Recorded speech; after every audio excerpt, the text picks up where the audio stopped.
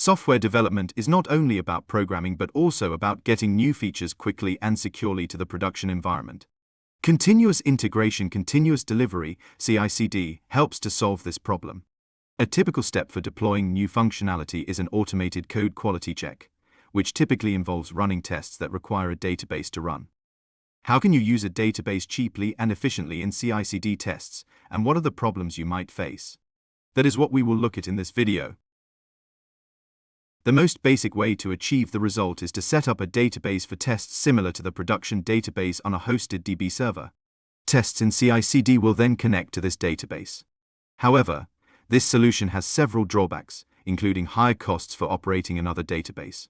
Furthermore, there may be problems with creating this network connection if the CICD agent is running in a different network than the hosted database. Queries to the database will have a greater latency, leading to long test run times. The solution to these weaknesses exists in Docker. That is, turning on the required database in Docker and letting the tests connect to it. Zero costs and low latency sound appealing, but how can you put it all together and run it in CICD? The basic way is through the Docker Compose tool.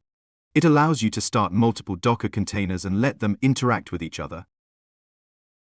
What would that look like? Docker Compose would contain two containers, one with the database and the other with the service. The Docker file with the service would contain the command to run the tests. Within CICD, the entire Docker Compose would be started, which would initiate the DB and the test service. However, even this solution has its drawback, specifically its slow test startup. Before starting, a Docker container with our service must be created, which involves, among other things, downloading the parent image, copying source files, and only then running the tests. The issues mentioned above are solved by CICD platforms.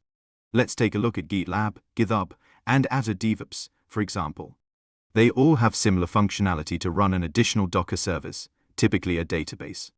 Any Docker image can be used. The database can be accessed directly from the running CICD environment. The advantage is obvious. Tests can be started immediately, and the overall CICD runtime is shorter. Solving where the tests will connect to the database is not the only problem that needs to be solved. One of the problems is concurrency, that is, multiple access to a single database entity from multiple tests simultaneously. This problem can be solved by a simple trick, running tests sequentially, that is, never running more than one test at a time. This can be achieved, for example, in Jest by using the runInv and argument. However, this trick comes with a slowdown of all the tests. The problem of multiple access to a single database table can be solved differently. One possibility is to create a new database for each test file. Jest only parallelizes between files. Tests in one file are always sequential.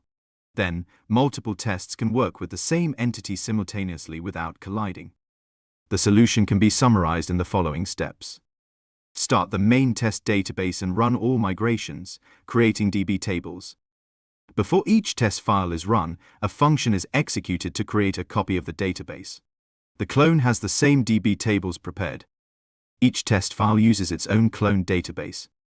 After all tests have finished, all cloned databases are deleted. This step is optional.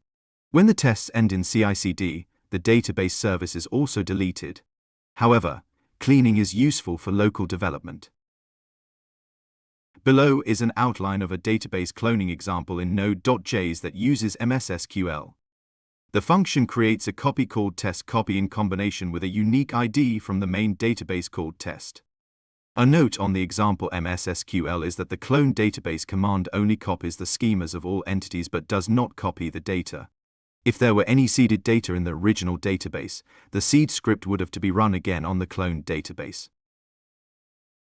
One final piece of advice that you may find helpful is to set the maximum number of parallel workers. This can be set to an absolute number, but we have found that setting it as a percentage works better. Jest dynamically calculates the number of workers from the available CPU cores multiplied by the percentage value of the input. Experimentally, we have found that the best results, that is, the fastest running tests, we achieved at a value of 50%.